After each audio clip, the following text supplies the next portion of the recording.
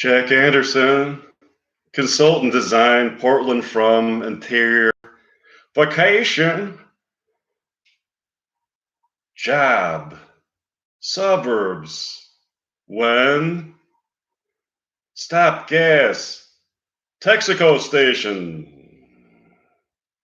Chevy Camaro, fuzzy dice. Hanging from the mirror, fuzzy dice. Beautiful muscle car, fuzzy dice, 1973. Gas station, fuzzy dice, Portland, Oregon. Green and white, Camaro. Unfiltered camels.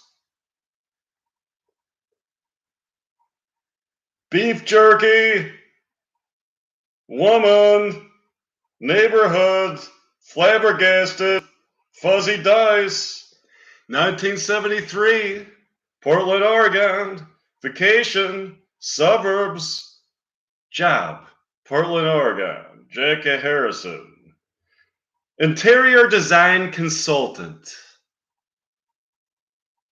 flabbergasted, muscle car, 1973, convenience store,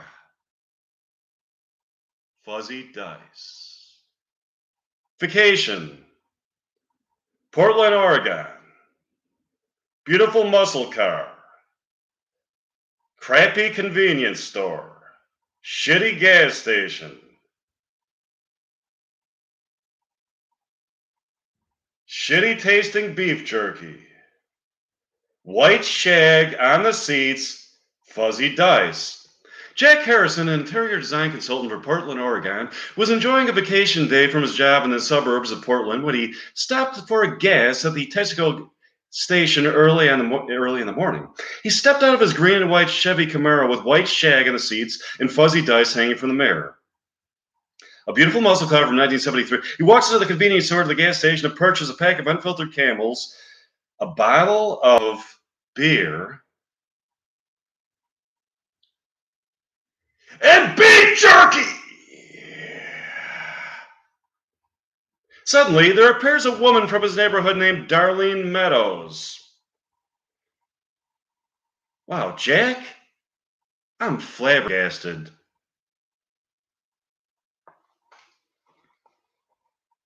You're flabbergasted? What about? What are you talking about? I'm on my way to your funeral. Come again? You're on your way to my funeral? How could that be? Yeah, imagine my surprise at finding you here at the Texaco station. Well, there must be some kind of confusion. I'm alive. I noticed that. We found a person lying dead on the side of the road who looks exactly like you. He was positively identified as being you. It's an exact match. The resemblance is uncanny. Do you have a doppelganger that you know of? No, not that I know of.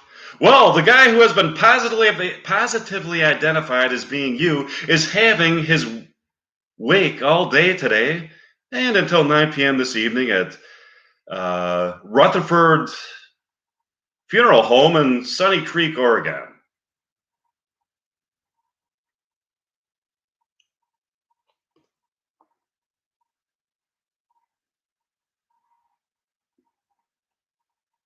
Yes, there is. No, there isn't. I've been to every square inch of Oregon, and I know for a fact there's no Sunny Creek. There is. Okay, if there is, take me there to my alleged funeral. Okay, I'll take you there. Jack and Darlene jump into the Darlene's Jeep Cherokee and drove down Route 79 and exited Municipal Road, and sure enough found that there is a Sunny Creek, Oregon. Wow, this is unbelievable. I never saw this town. I thought it was in every town in Oregon at some at some time or other. Well, here we are. Do you want to sort out through this confusion with the people at the funeral home? Let's go. Darlene and Jack walk into the funeral home and find a guy lying there in the casket who does completely resemble Jack.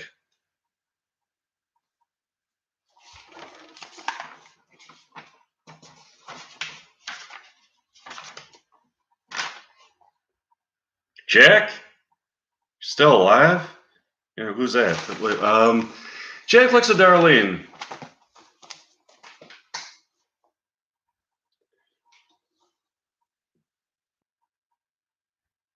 I have a great idea.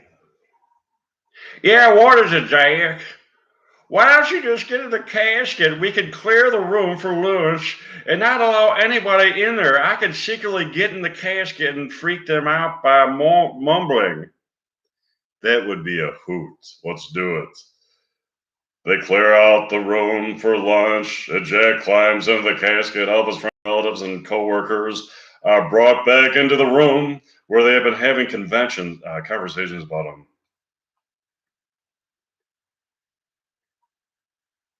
He really was a fine, upstanding member of the community, wasn't he, Jim? That he was, Margaret. He was very noble. I agree. He was a great guy to have as an ally. It's such a devastating loss to go on without Jack. What an invaluable member of the community Jack was. It's too bad he's dead. I agree, Margaret. It's going to take us a lot of time to get over him. Okay, people, can we be honest? Did we really like him? He's dead. You might as well be honest about him, how you felt about him. You know what? You're right, Steve. He's dead. Now it's our chance to say what we really think about him. After all, he's dead. He can no longer defend himself. I thought he was. No, he really wasn't that bad. He was okay. What does it say here? Okay, give it a ticket to the exhibit in Sacramento, California. Blow up doll. Hello? Convention. Sacramento. Convention. Caboose.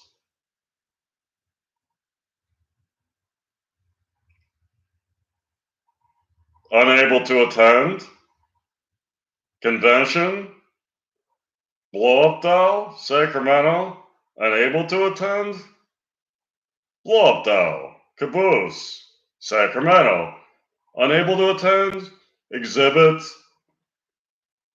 Blow up doll. Convention. Unable to attend. Sacramento, California. Unable to attend convention. Blow up doll. Able to attend.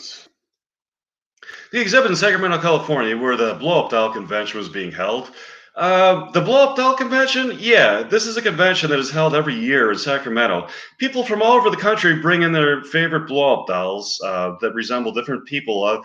Might be blow up dolls that resemble neighbors that they have, or coworkers, or friends, or relatives. And so there's actually this blow up doll manufacturing company in Iowa,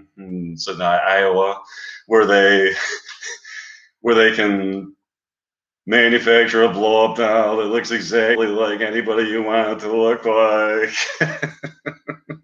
What? Yeah, I'm serious. Okay. Where was I? Okay. American City. He took my ticket because he's unable to attend. He never so much as thanked me for it. Wow, Steve, what a jerk. By the way, who won that year? Two people won that year. Sarah Peterson and Susan Hamilton. Susan Hamilton. Susan Hamilton. Susan Hamilton. Susan Hamilton. Susan Hamilton. Susan Hamilton.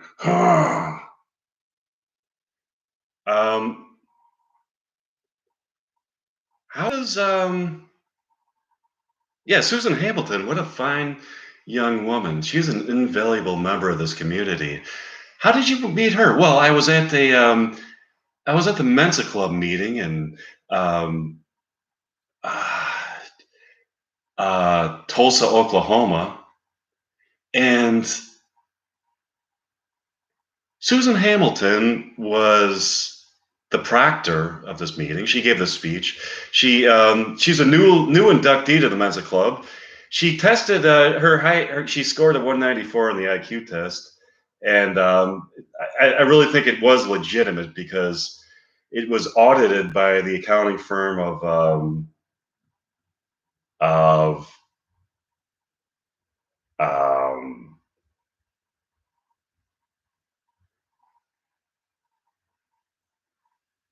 uh,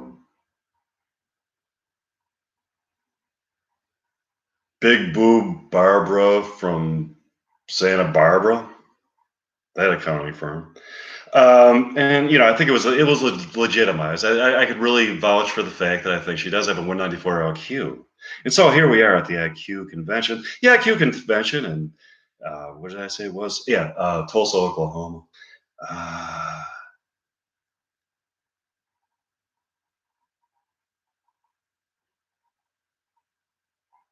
do you have anything to say about her now that she's dead? Jack opens up the coffin to look into her eyes, and he says, "Now that you're dead, what I would like to say to you is I wish I said some of the things that I thought to say way back when. Some of those things I really wanted to say to you. I wish you were still alive so I could say them to you now. But now that you're dead and you're in eternal slumber, it's too bad for me because I can't say all the things I wanted to say to you, Susan. Now that you're dead, I can't say the things that I used to want to say, all the things that I thought to say to you, all those weird things that I wish that in the moment I thought that was a perfect thing to say to you. Now that you're dead, I just can't say it anymore because you're dead. You've got dead eyes. You don't have a pulse. You're deceased. You've gone off to the great beyond. You're dead, Susan, and I wish you were alive because there's so many things I still want to say to you. But you're dead, and I can't say them anymore. Because you're dead, you're deceased. You're dead as a doorknob. You're gone. You're history. You're dead, and I can't say all the things that I want to say to you anymore. Isn't that a shame? Boy, was that fucking creepy. Couldn't you think of anything more dignified to say to her? She's dead and gone. What the fuck is wrong with you? Anyways, okay, so let's see.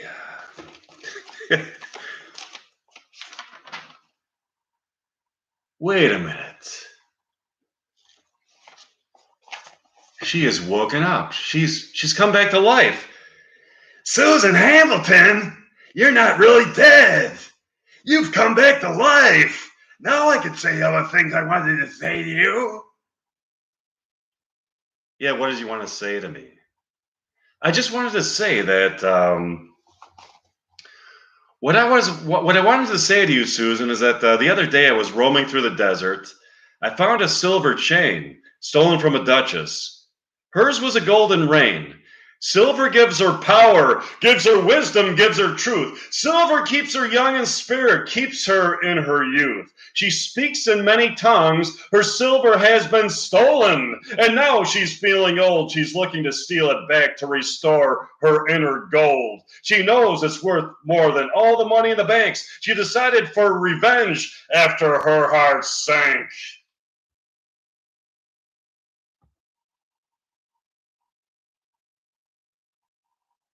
That was fucking weird.